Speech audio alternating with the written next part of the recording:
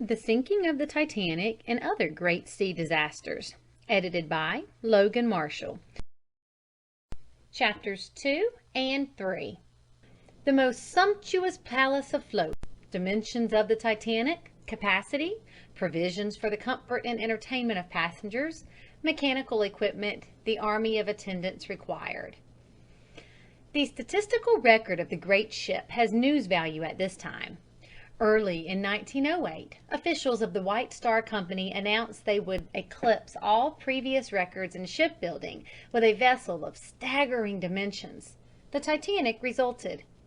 The keel of the ill-fated ship was laid in the summer of 1909 at the Harland and Wolff Yards, Belfast. Lord Peary, considered one of the best authorities on shipbuilding in the world, was the designer. The Leviathan was launched on May 31, 1911, and was completed in February 1912 at a cost of $10 million. The Titanic, largest liner in commission, was a sister ship to the Olympic. The registered tonnage of each vessel is estimated as 45,000, but officers of the White Star Line say that the Titanic measured 45,328 tons. The Titanic was commanded by Captain E. J. Smith, the White Star Admiral, who had previously been on the Olympic.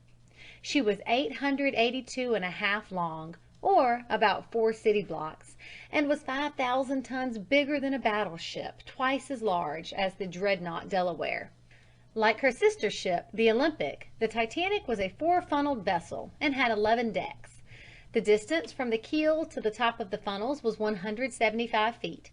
She had an average speed of 21 knots. The Titanic could accommodate 2,500 passengers.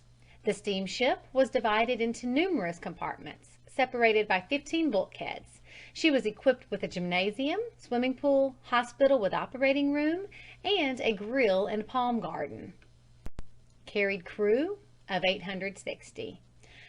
The registered tonnage was 45,000, and the displacement tonnage 66,000. She was capable of carrying 2,500 passengers, and the crew numbered 860. The largest plates employed in the hull were 36 feet long, weighing 43.5 tons each, and the largest steel beam used was 92 feet long, the weight of this double beam being 4 tons. The rudder, which was operated electrically, weighed 100 tons. The anchors, 15.5 tons each. The center turbine propeller, 22 tons, and each of the 2 wing propellers, 38 tons each. The after boss arms, from which were suspended the 3 propeller shafts, tipped the scales at 73.5 tons, and the forward boss arms at 45 tons. Each link in the anchor chains weighed 175 pounds. There were more than 2,000 side lights and windows to light the public rooms and passenger cabins. Nothing was left to chance in the construction of the Titanic. 3 million rivets, weighing 1,200 tons, held the solid plates of steel together. To ensure stability in binding the heavy plates in the double bottom, 500,000 rivets, weighing about 270 tons, were used. All the plating of the hulls was riveted by hydraulic power, driving 7-ton riveting machines suspended from traveling cranes. The double bottom extended the full length of the vessel, varying from 5 feet 3 inches to 6 feet 3 inches in depth, and lent added strength to the hull. Most luxurious steamship. Not only was the Titanic the largest steamship afloat, but it was the most luxurious. Elaborately furnished cabins opened onto her 11 decks, and some of these decks were reserved as private promenades that were engaged with the best suites. One of these suites sold for $4,350 for the boat's maiden and only voyage. Suites similar, but which were without the private promenade decks, sold for $2,300. The Titanic differed in some respects from her sister ship. The Olympic has a lower promenade deck, but in the Titanic's case, the staterooms were brought out flush with the outside of the superstructure, and the rooms themselves made much larger.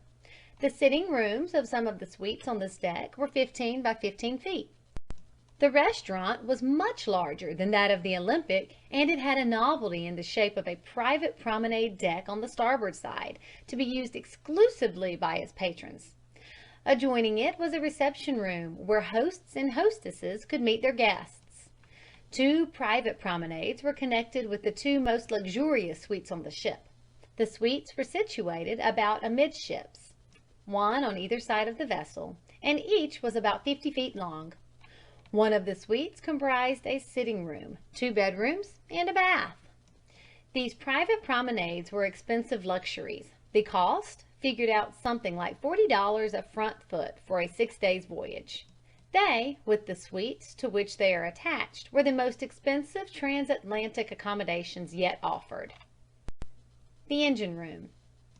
The engine room was divided into two sections, one given to the reciprocating engines and the other to the turbines. There were two sets of the reciprocating kind, one working each of the wing propellers through a four-cylinder triple expansion, direct acting inverted engine. Each set could generate 15,000 indicated horsepower at 75 revolutions a minute. The Parsons type turbine takes steam from the reciprocating engines, and by developing a horsepower of 16,000 at 165 revolutions a minute, works the third of the ship's propellers, the one directly under the rudder.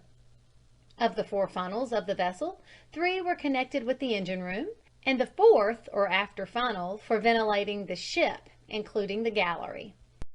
Practically all of the space on the Titanic below the upper deck was occupied by steam-generating plants, coal bunkers, and propelling machinery. 8 of the 15 watertight compartments contained mechanical part of the vessel. There were, for instance, 24 double-end and 5 single-end boilers, each 16 feet 9 inches in diameter, the larger 20 feet long, and the smaller 11 feet 9 inches long. The larger boilers had 6 fires under each of them, and the smaller 3 furnaces. Coal was stored in a bunker space along the side of the ship between the lower and middle decks, and was first shipped from there into bunkers running all the way across the vessel into the lowest part. One of the most interesting features of the vessel was the refrigerating plant, which comprised a huge ice-making and refrigerating machine and a number of provision rooms on the after part of the lower and orlop decks. There were separate cold rooms for beef, mutton, poultry, game, fish, vegetables, fruit, butter, bacon, cheese, flowers, mineral water, wine, spirits, and champagne, all maintained at different temperatures most suitable to each. Perishable freight had a compartment of its own, also chilled by the plant.